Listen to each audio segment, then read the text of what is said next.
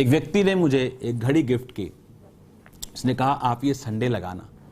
मैंने कहा मैं संडे नहीं लगा पाऊंगा, क्योंकि जो घड़ी मैं लगाता हूं, अगर आज ये घड़ी मैंने लगाई, ये मेरे प्रेयर रूम में रही है पिछले कुछ हफ्ते, तब आज ये लगा। हाँ बहुत वधिया जी, हाँ भी बहुत वधिया जी। No no no no no, anointing में रहना, अनॉइंटिंग को खाना, अनॉइंटिंग को पहनना, कॉन्शियस रहना, अलर्ट रहना अपने माहौल के प्रति, उसको खराब नहीं होने देना, वर्ड्स को नेगेटिव ना करना, वही चीजों को देखना, सुनना और करना जो आपको अभिषेक में रखे। कोई गिफ्ट आता, अगर वो मुझे पहनना है तो वो अभिषेक में ही पहना जाता है। आप कुछ भी ऐसे नहीं कर सकते। और इसीलिए आज लोग ये समझ नहीं पाते कि एक मिनिस्ट्री ज्यादा अनॉइंटेड क्यों है। Thank you Jesus. स्वागत खुदावंद की हुजूरी में, वो हुजूरी जो आपको सेम नहीं रहने देगी। बाइबल में लिखा, जो मेरी बातों को परमेश्वर ने कहा मानता, वो उस व्यक्ति के समान है जिसने अपना घर चट्टान पर बनाया। आंधी आई, तूफान आए, क्योंकि वो चट्टान पे बना था और गिरा नहीं। और जो मेरे बातों को नहीं मानता, वो उस व्यक्ति के समान है जिसने अपना घर रेत पर बनाया, जो जल्दी बन गया, मेहनत नहीं लगी, लेकिन जब आंधी और तूफान आए तो वो घर ढह गया। यीशु मसीह के वचन इतने पावरफुल हैं और थे और रहेंगे। आज भी वचन इतना ही पावरफुल है जितना तब था जब यीशु मसीह के मुंह से निकला था। क्योंकि जब रेत पर जिसने घर बनाया, उसका सुंदर घर था, और जिसने चट्टान पर बनाया, उसका घर मुश्किल से बना। जब रेत वाले का घर बन चुका था, चट्टान वाले का शुरू भी नहीं हुआ था। इमेजिन करो, वो व्यक्ति जो चट्टान पर घर नहीं बनाना चाहता, जो ये नहीं चाहता लोग उसको बुरा बोले, जो यीशु मसीह के नाम को शरेआम स्वीकार नहीं करना चाहता, जो सब चीजें भी करना चाहता है अपने आसपास, सब तरह के धर्मों को मानना चाहता है और यीशु मसीह को भी मानना चाहता है, बैप्टिज्म लेता है ताकि वो प्रेग्नेंट हो जाए या फाइनेंस ब्लेस हो जाए, और उसके बाद फिर वही काम करता है। ये परमेश्वर उस व्यक्ति की बात नहीं कर रहा। ये वो व्यक्ति है जिसने अपना घर रेत के ऊपर बनाया। क्योंकि हर व्यक्ति मुश्किल नहीं सहना चाहता, स्ट्रेस में नहीं रहना चाहता, उसे फाइनेंस का नुकसान नहीं चाहिए यीशु मसीह के नाम के कारण कि उसके ग्राहक कम हो जाएंगे। हम कई बार वीडियोस देखते हैं, आप लोग नेट पे उसे देखते हैं, कहीं भी उसे देखते हैं, यूट्यूब पे देखते हैं, तो एक घर में सुंदर से दो कुत्ते हैं और वो कुत्ते मालिक के साथ हैं, बेड पे लेट रहे हैं, मालिक को चाट रहे हैं। जिनको एनिमल्स पसंद है, मेरे को पसंद है, तो मैं उनसे बात कर रहा हूँ जिनको पसंद है, वो समझाने के लिए आपको कि कैट है घर में, हाँ, वो उसके साथ हर जगह जा रही है, सो रही है, उसे उठा रही, और हर बंदे का दिल करता है देख के, यार मेरे को ये जानवर चाहिए, ये मेरे को डॉग चाहिए। जब वो प्रैक्टिकली डॉग अपने घर में लेके आता है और कैट लेके आता है, कोई भी जानवर लेके आता है, और जब वो उसके बेडरूम में सुसु कर रहा होता है, उसके बेस्ट सोफे पे सुसु कर रहा होता है, उसके बेड पे आके उसके बाल लगे होते हैं, ये चीजें आपको कभी वीडियोस में नहीं दिखती। आपने वीडियो क्या देखी? सिर्फ उसकी पॉजिटिव चीजें, और आपका दिल करता है हाँ, और लोग ले आते हैं और बाद में बोलते हैं ले जाओ, हमने नहीं रखना। बहुत गंद मचाता है ये। हर एक चीज आपसे प्राइस मांगती है, मूल्य मांगती है, टाइम मांगती है। अगर आप उस जो लोग जिनके घरों में जानवर हैं या गाय है, या जिन्होंने भैंसें रखी हैं, या जिन्होंने डॉग्स रखे हैं, कैट्स रखी हैं, बकरियां रखी हैं, अगर आप उनकी लाइफ को देखो, जो लोग जानवरों के पास रहते हैं वो रिलैक्स रहते हैं। ये प्रूवन है मेडिकली, साइंटिफिकली, और परमेश्वर ने भी बाइबल में लिखा है ये बात। ये रिलैक्स करते हैं हमें। आजकल बंदे कम रिलैक्स करते हैं, ये ज्यादा करते हैं, हालेलुया। पर हमें बंदे भी बहुत करते हैं। प्रभु की ब्लेसिंग है हमारे ऊपर। तो ये देखना कि वीडियो में क्या है, पर उसका एक नेक्स्ट पार्ट भी है, उसका प्राइस पे करना। इंडिया में तो बहुत आसान है, एशियन कंट्री में डॉग्स रखना, कैट्स रखना आसान है, लेकिन फॉरेन में तो ये और भी मुश्किल है। अगर आप उसे डॉग को घुमाने लेके जाते हो, आपको एक प्लास्टिक का बैग हाथ में डाल के जाना पड़ता है। अगर वो कुछ करता है तो उसको उठा के उसको डस्टबिन में डालना पड़ता है। आप उसे ऐसे खुले में कुछ नहीं करवा सकते। आप डिसाइड करो जो लाइफ आप चाहते हो, जिस तरह की जिंदगी आप चाहते हो, जिस तरह का मसा आप चाहते हो, जिस तरह की लाइफ आप चाहते हो, क्या उस तरह का मूल्य आप दे रहे हो उस लाइफ को पाने के लिए? अगर चट्टान के घर जैसा आपको सिक्योरिटी चाहिए तो आप जानते चट्टान पर नींव डालना एक मुश्किल काम है। अगर एक व्यक्ति चट्टान पर घर बनाए और एक व्यक्ति रेत पर घर बनाए, चट्टान पर घर बनाने वाला व्यक्ति अभी नींव भी खत्म नहीं कर पाएगा और रेत वाले ने लेंटर डाल लिया होगा। जिस अभिषेक से वो कर रहे हैं, हमें लगता है हमें भी ये करना है, पर क्या आपने ये भी फैसला कर लिया कि जो मूल्य उन्होंने दिया, क्या वो मूल्य भी आप देने के लिए तैयार हैं? वो प्राइस क्या आप पे करने के लिए तैयार हैं? बाइबल कहती है जो परम प्रधान के छाए हुए स्थान में बैठा रहेगा वो सर्वशक्तिमान की छाया में ठिकाना पाएगा, जिसका मतलब ड्वेलिंग इन द प्लेस, कि उस जगह बैठ जाना। अब मैं आपसे एक क्वेश्चन करता हूं, अगर आप कोई झूला ले रहे हैं, हां, और आप झूले पे बैठ गए और आपको झूला बहुत पसंद आया और आप दूसरा गेड़ा फिर लगाना चाहते हैं, क्या आप फ्री गेड़ा लगाएंगे, दोबारा पैसा पे करेंगे? कई जगह तो आपने खुला पैसा एक पे कर दिया सीधा 800 कि आप जितनी बार मर्जी लो, वो अलग बात है। लेकिन अगर आपने हर झूले में उसको इंडिविजुअली पे किया तो आपको दोबारा पे करना पड़ेगा, तीसरी बार लेना तो फिर पे करना पड़ेगा। उसी तरह से ये क्रिश्चियन लाइफ, आपको कल रिजल्ट मिला क्योंकि आपने उस मस्से के लिए, उस अनॉइंटिंग के लिए, उस डिलीवरेंस के लिए, उस हीलिंग के लिए प्राइस पे किया, मूल्य अदा किया। वो क्या था? वो था प्रार्थना का। 2004 में जब मैं मसीह में आया, 16 अगस्त जो अब संडे होगा हम उसे सेलिब्रेट करेंगे, मेरा 16 साल कंप्लीट होता है। मुझे आज भी याद है वो दिन, अगर आप मुझे देख लेते या कोई ऐसा कैमरा होता जो रिकॉर्ड कर सकता सब कुछ, तो आज जो हो रहा है इस मिनिस्ट्री में आप उसे कभी भी क्वेश्चन ना करते। 2004 में, 5 में, 6 में एवरी वीक 3 दिन रात के हम रोजे रखते थे, हमारा पूरा ग्रुप, सिर्फ मैं नहीं। एवरी वीक मतलब जिस दिन सुबह कोई खाना खाना हो तो हमें अजीब लगता था कि आज मॉर्निंग हम खाना खा रहे हैं, और अजीब लगता था। मैं ये रिकमेंड नहीं करूंगा आपको कि आप इतने रोजे रखो, लेकिन वो लाइफ इतनी स्ट्रेसफुल, इतनी अटैक के नीचे और इतनी ट्रबल में थी कि वो एक फोर्सफुली परमेश्वर का प्लान था मेरी लाइफ में। और ये नहीं 3, आप पूछो हाँ भी तूने कभी रोजे रखे हैं 3? हाँ, मैंने 2015 में रखे थे 7 रोजे, 3 रोजे। मैंने कहा एवरी वीक 3 डे नाइट, 2004, 5, और इन्हीं रोजों के दौरान 40 दिन के रोजे कितनी बार, अनगिनत बार, कई बार तो 4, 5 बार कॉन्टिन्यूसली, 3 बार कॉन्टिन्यूसली। इसीलिए आज जो हो रहा है मिनिस्ट्री में, यह क्वेश्चन नहीं किया जा सकता। बाय ग्रेस, खुदावंद ने ग्रेस दी। अगर वो ग्रेस ना होती, वो प्रेशर ना होता, तो मैं कभी ना रख सकता, अपनी मर्जी से कभी ना रख सकता, कोई नॉर्मल इंसान उसे नहीं रख सकता। बाय गॉड्स ग्रेस, वो आपको ग्रेस देगा अगर आपके पास विजन है तो। लेकिन आज कोई वो मूल्य अदा करना नहीं चाहता। वीडियो पे देख के सब अच्छा लगता है, लेकिन उसके पीछे का मूल्य वो अदा नहीं करना चाहता। आपकी बुरी हालत होगी लोगों की 30 दिन क्वारंटाइन में रह के, और आप भूल गए कि हम तो रहे ही क्वारंटाइन में। कब से? जब से मिनिस्ट्री स्टार्ट हुई। और क्या ये स्ट्रेसफुल लाइफ है? बिल्कुल नहीं। हमें पसंद है ये लाइफ। अपने आप में रहना, प्रार्थना में रहना, या सेवा में रहना, या अपने परिवार में रहना, इसके बाद और कोई लाइफ नहीं। जब मूसा के स्थान पर यहोशू चुना गया, कि क्यों परमेश्वर ने यहोशू को चुना?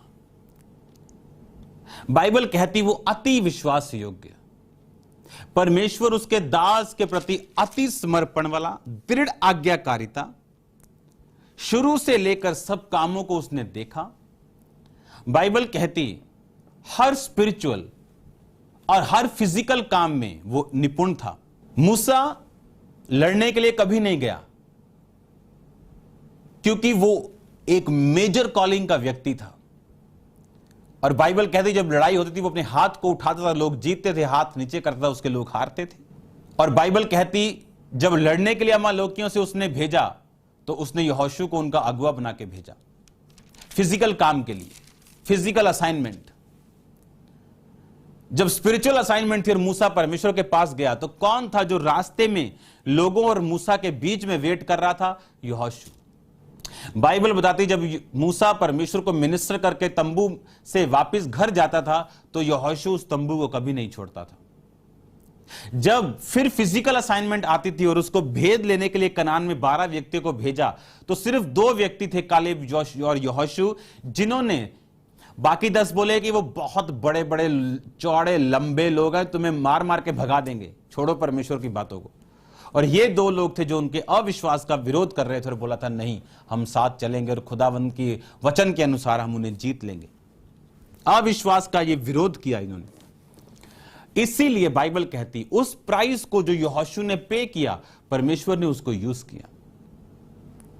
आज भी हमें याद है जब हम चर्च के काम करने के लिए जाते थे तो चर्च के काम, आज अगर किसी को आप भेजो तो वो सुबह चर्च के काम के लिए, दोपहर को क्या कर रहा है? अपनी शॉपिंग कर रहा होता है। चलो आया तो हूं ही चर्च के काम, चलो अपनी कमीज भी ले जाऊं, अपनी पैंट भी ले जाऊं, बच्चों के कपड़े भी ले जाऊं।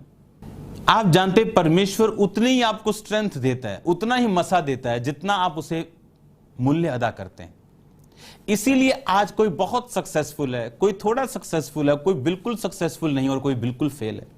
ये परमेश्वर पे निर्भर नहीं करता।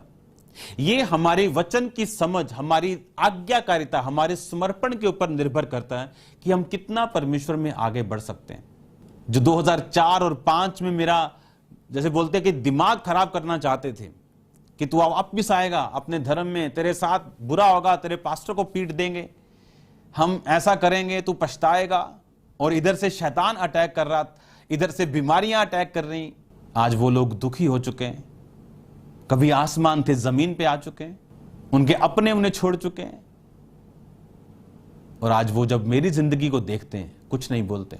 हम डरते हैं कि नहीं, यीशु मसीह के बारे में नहीं बताना, सब कुछ करी जाओ, ये लंगर भी खा लो, वो भी खा लो, वो भी कर लो। परमेश्वर ने कहा फिर तुम वही हो जो रेत पर घर बना रहे हैं, जो आसानी से जीवन जीना चाहता है। बाइबल कहती है अगर तुम भक्ति में जीवन बिताना चाहते हो तो तुम सताए जाओगे।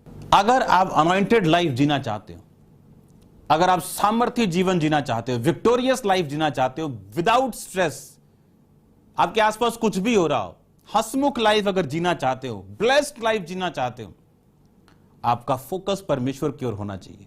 डेटा क्या कह रहा है? कोरोना डेटा हमें कोई मतलब नहीं, उसका वर्ड क्या कह रहा है? तेरे निकट 1000 तेरी दाहिनी और 10,000 गिर जाएंगे परंतु वो तेरे पास ना आएगा। आज का टाइम वचन पूरा होने का टाइम है यीशु मसीह का नाम। तो तू पानी में से होकर तो जाएगा पर वो पानी तुम्हें डुबो नहीं पाएगा। अपने आप की जिंदगी को देखो, क्या आपने मूल्य अदा किया? 40 रोजे जब हमने रखे होते थे और बाइक पे मैं जब विजिट करने के लिए या परमेश्वर के काम के लिए जाता था और हेलमेट डाल के जाता था, आप इमेजिन नहीं करोगे, मैं नहीं जानता ये एक्सपीरियंस आपको समझ आएगा नहीं, तो हेलमेट मेरा सामर्थ्य से भरा होता था। ऐसे नहीं कि मेंटली या विजन से, नो, रियल, ऐसे अनॉइंटिंग फील होती थी बॉडी के अंदर उन रोजों के दौरान, क्योंकि वो फिलिंग का टाइम था। आज भी फिलिंग का टाइम है लेकिन वो फिलिंग का टाइम था। आपकी क्रिश्चियन लाइफ प्राइस मांगती है, टाइम मांगती है। वो प्राइस मूल्य क्या है? वो आपका टाइम हो सकता है, आपके बीज, आपका पैसा हो सकता है, आपकी प्रार्थना, आपका रोजा, आपकी मर्जी हो सकती है। जैसे परमेश्वर चाहता आप पूरी ना करें और परमेश्वर की मर्जी आप अपनी जिंदगी में पूरी करें। आप में से कितने लोग हैं जो वर्ड के साथ, वचन के साथ टाइम स्पेंड करते हैं? सिर्फ अभी आप वचन सुन रहे हैं, उसके बाद आप बाइबल को हाथ नहीं लगाएंगे। और आप जानते हैं ये रॉन्ग है। कुछ प्रीच करने के लिए बाइबल उठाते हैं, ये भी रॉन्ग है। आप जब भी बाइबल उठाओ, किसी को सिखाने के लिए मत उठाओ। जब भी बाइबल पढ़ो और उठाओ, खुद सीखने के लिए, खुद टाइम स्पेंड करने के लिए। क्योंकि जब वर्ड आप पढ़ते हैं, आपके अंदर लाइफ एंटर करती है, आपकी हड्डियों में, आपके गुर्दे में, आपके ब्लड में लाइफ एंड रियल लाइफ की बात कर रहा हूं मैं। मेंटली कुछ नहीं कह रहा हूं, ये इल्यूजन नहीं है, मेंटली रियल लाइफ की बात कर रहा हूं। जब आप वर्ड पढ़ते हैं, आप जानते हैं जिन एरियाज का मैंने नाम लिया, पिसिदिया, अंताकिया, इकोनोमिया, लुस्त्रा, दिरबे, यहां थाउजेंड्स मिरेकल्स हुए थे। यहां लोग मुर्दा जिंदे हुए थे, यहां जन्म के लंगड़े चंगे हुए थे, यहां बड़े बड़े रोगी जो खाट पर 8-8, 10-10, 20-20 साल से पड़े थे वो चंगे हुए थे।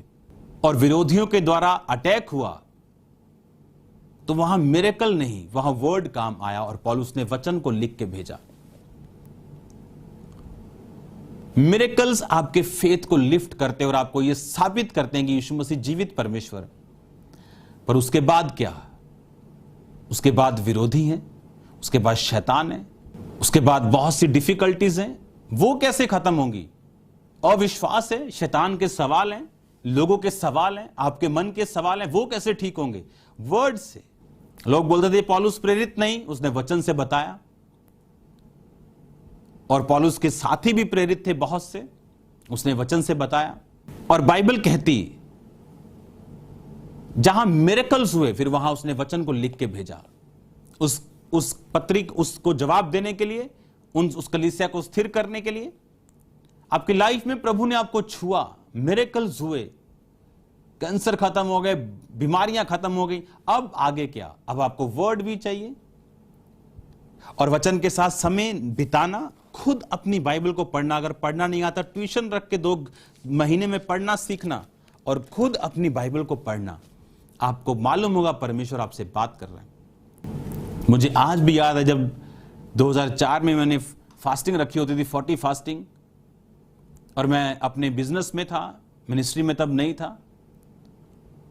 हमारे पास जब काम होता था, हम निकलते थे काम पे, कार के ऊपर अपने सब टाइल्स के सैंपल रख के जब हम निकलते थे काम पर, तो रास्ते में कई बार ऐसे स्थान होते जहां लंगर लंगर लगे होते थे और सब ये लोग मुझे दिखा दिखा के खाते थे और मुझे कोई फर्क नहीं पड़ता था।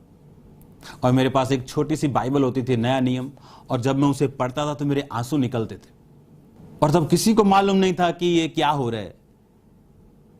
उन्हें लगता था पता नहीं एक नई जगह गया, पता नहीं की करता है मुंडा है, बाइबल पढ़ता रहता, सिर ते अनॉइंटिंग ऑयल लगा के रखता है, सड़ना कुलदा मिलदा नहीं है। आपको प्राइस पे करना है। और इस वर्ड को भेजा गया जहां मिरेकल्स हुए थे। आपने मिरेकल्स देखे हैं, थाउजेंड्स मिरेकल्स देखे हैं आपने इन दिनों में। कोई एक बीमारी नहीं, कोरोना वायरस से लेके कोई जिसे आपने नहीं देखा। और आपको वर्ड चाहिए उसके बाद भी और उससे पहले भी, उसको बनाए रखने के लिए भी।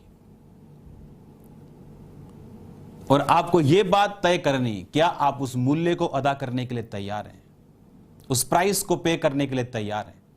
यहोशू था स्पिरिचुअल काम में, यहोशू था फिजिकल काम में, यहोशू था लड़ने के लिए, उसको कंप्लेंट करते हुए मैंने नहीं देखा।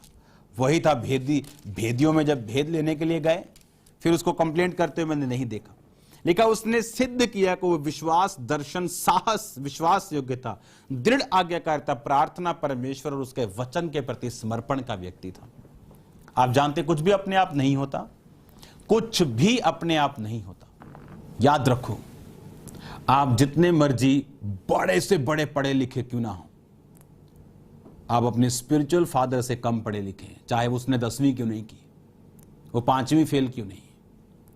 आप जितने मर्जी बड़े बिजनेसमैन क्यों ना हो, लेकिन जो बात खुदावंद आपके स्पिरिचुअल फादर से आपसे कर सकता है, कोई आपको बिजनेस टाइकून भी नहीं बता सकता।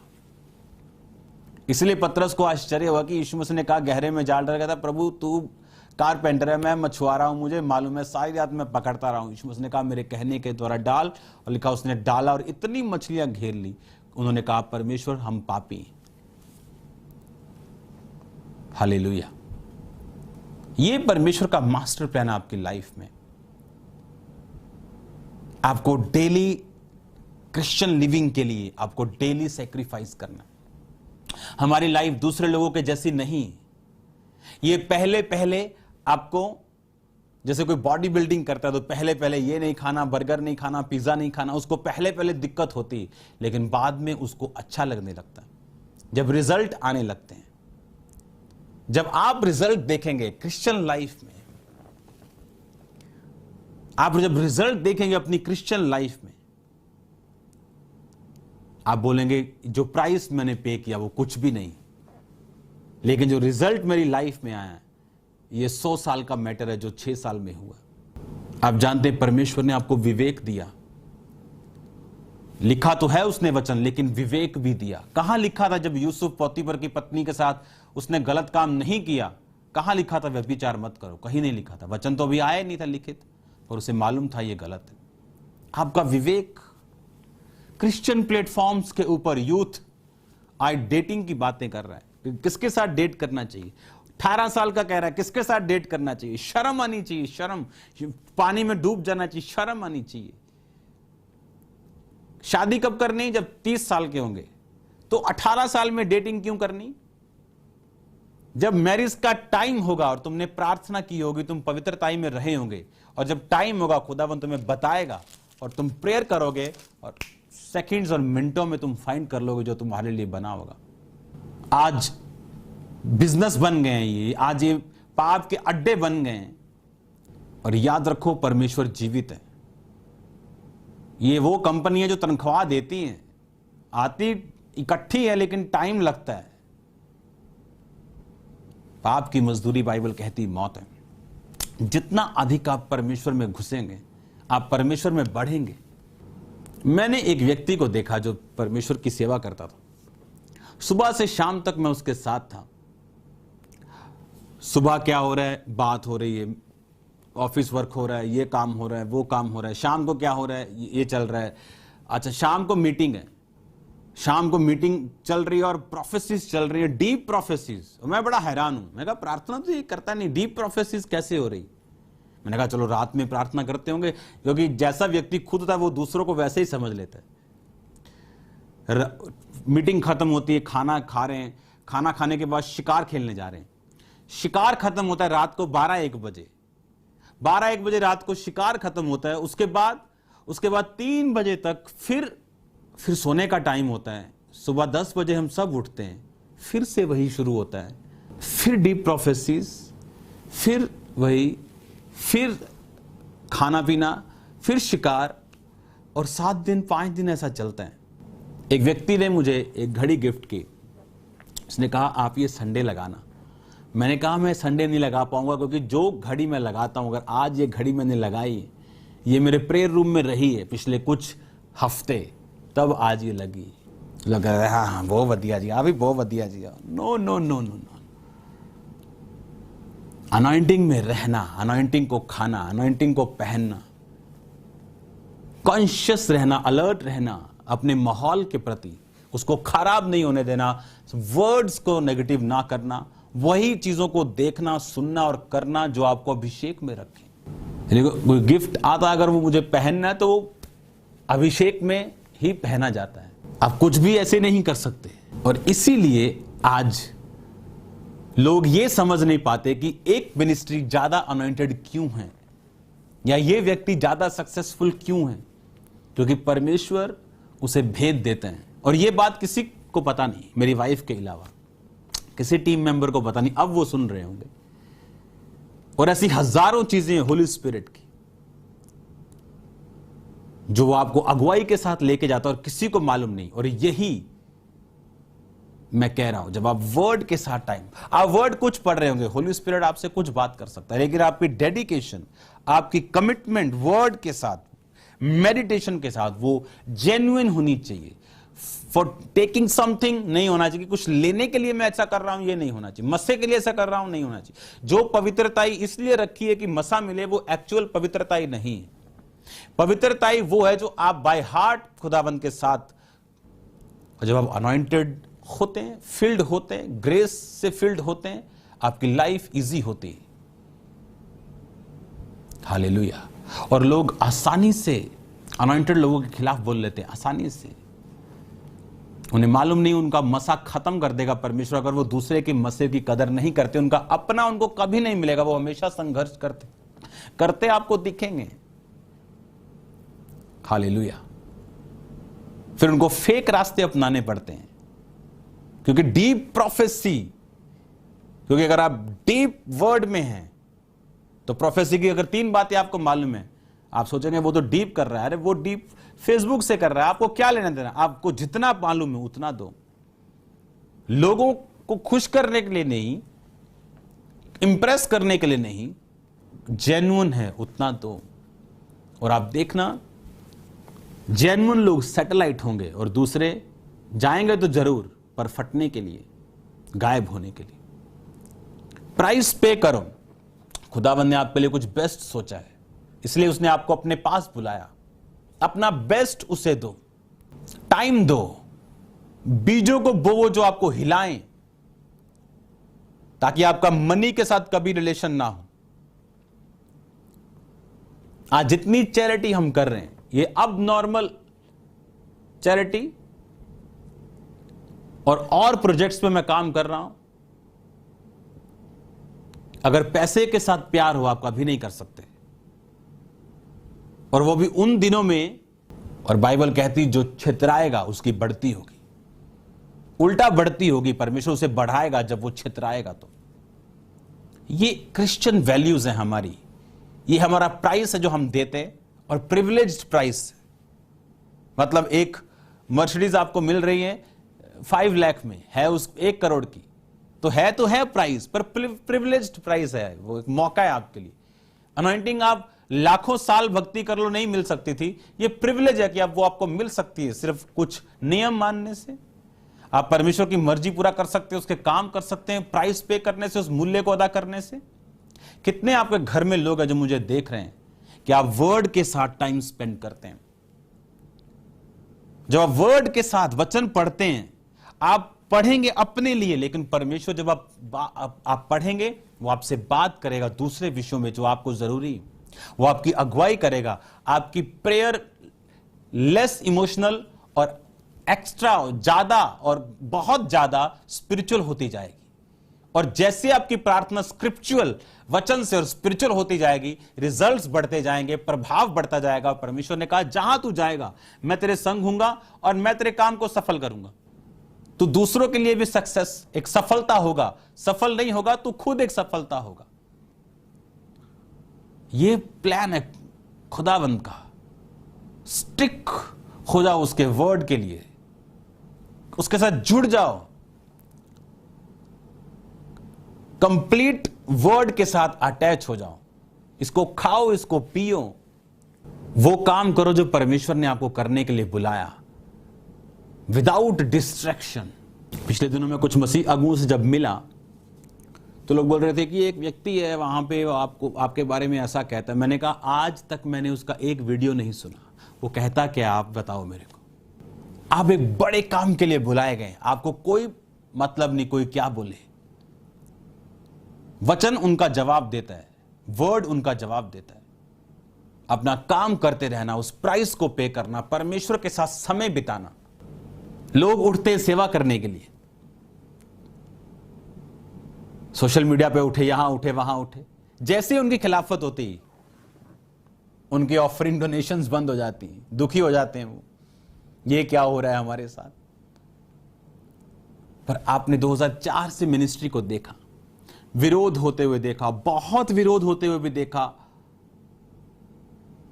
मैं आपको परमेश्वर के पुलपिट से बोल रहा हूं, हमें किसी तरफ से, किसी एंगल से, वो फाइनेंस हो, गैदरिंग हो, वो ब्लेसिंग हो, वो कोई एंगल से कभी 1% भी फर्क नहीं पड़ा।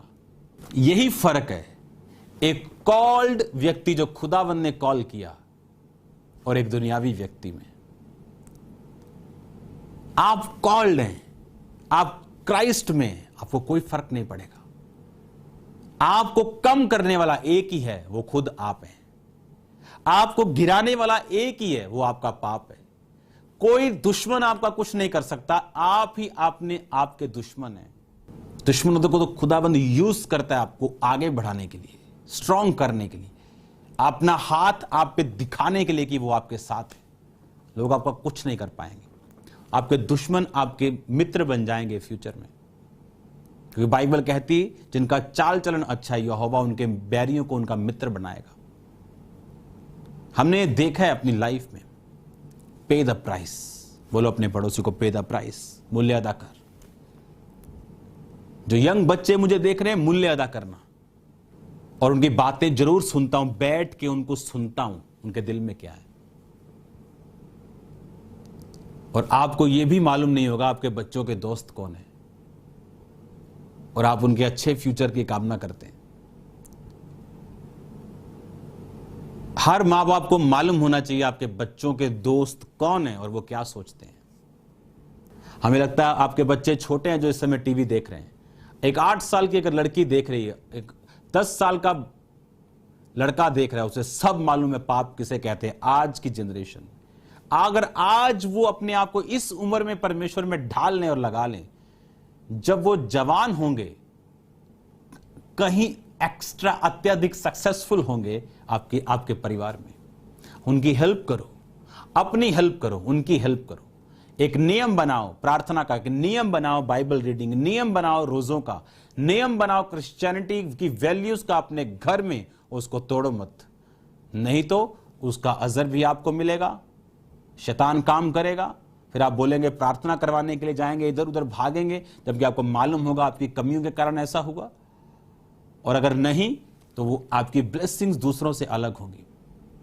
परमेश्वर आपको छुए, ब्लेस करे, क्योंकि ये वर्ड जो आप सुन रहे हो, मूल्य अदा करना, अगर आपने पल्ले बांध ली ये चीज, जिनको जो अपने आप को कुछ समझते हैं उन्हें शर्मिंदा करने के लिए, ये गॉड्स प्लान है। आपका चुनाव प्रभु के प्लान के तहत हुआ, पर उसे पूरा करने के लिए आपकी कॉपरेशन चाहिए। होली स्पिरिट के साथ कॉपरेट करो, अपने विवेक की सुनो, गलत कामों से दूर रहना। खुदावन आपके साथ होगा, वो आपके साथ होगा। उसकी पावर अवेलेबल है आपकी लाइफ में काम करने के लिए। जैसे ही आप परमेश्वर में एक कदम बढ़ने का फैसला करेंगे, वो आपकी ओर बढ़ेगा, वो आपकी हेल्प करेगा, आपको और अपनी ओर खींचेगा। और आप देखेंगे कैसे, क्योंकि जब मैंने आपको बताया कि जब मैं रोगी था, दुष्ट आत्माएं ट्रबल देती थी, तो परमेश्वर ने कहा था फास्टिंग करने के, मेहनत बढ़ाने के लिए वचन से। और जब मेहनत बढ़ाई तो मैं हील था और डिलीवर था। प्राइस पे करो, प्रेयर करो, read the word of God रोज, एवरी डे, और आप धीरे धीरे जब डिसिप्लिन्ड लाइफ में आते जाएंगे। और मैं आपको कॉन्ग्रेचुलेशंस बोलता हूं कि प्रेयर माउंटेन का काम स्टार्ट है, और बहुत जल्द आप प्रेयर माउंटेन में होंगे प्रार्थना करने के लिए मेरे साथ, और आपको सिखाया जाएगा डिसाइपल प्रार्थना कैसे होती। और आने वाला समय बाय गॉड्स ग्रेस आपके लिए जबरदस्त जबरदस्त ब्लेसिंग का होगा। लोगों के लिए नहीं, दुनिया का अंधेरा आप छटने वाला नहीं। आप मेरी बात को नोट कर लेना, क्योंकि जब भी मैं प्रार्थना में बैठता हूं, मैं वॉर्स देख रहा हूं, लड़ाइयां देख रहा हूं। अपने हाथों को उठाओ, मेरे साथ एक मन हो जाओ।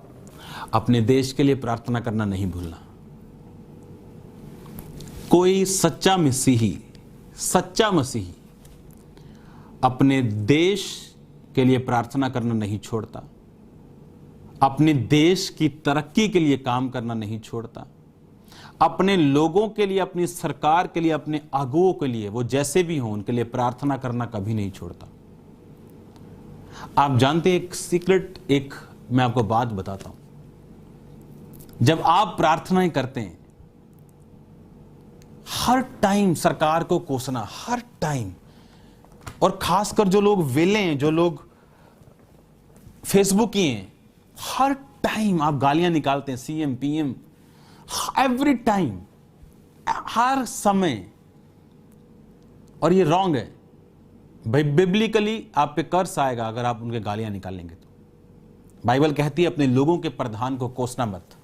सरकार की बुद्धि खुल सकती है अगर किसी विषय पर उसकी बुद्धि वहां काम नहीं कर रही। आप जानते हैं दुबई, अगर आप दुबई गए हो, आप जानते हैं वहां पर अगर मैं एक घर खरीदूं, अगर आज मैंने खरीदा नहीं लेकिन आपको बता रहा हूं, अगर आप खरीदे वहां, अगर वो घर आज 1 करोड़ का है और कल को अगर 2 करोड़ का हो जाए, आपको उस घर पे टैक्स नहीं देना पड़ता। इनकम टैक्स नहीं है, किसी तरह के टैक्सेस नहीं। फिर भी वो देश अमीर है, क्यों? फिर भी वहां की जीडीपी बहुत ज्यादा है, ब्लेसिंग्स बहुत ज्यादा है। उन्होंने कहा 2016 में हमने कोल्ड ड्रिंक का काम किया और वो काम इतना बड़ा कि 4.5 करोड़ की हमने सेल की और हमने ऑडी गाड़ी खरीद ली।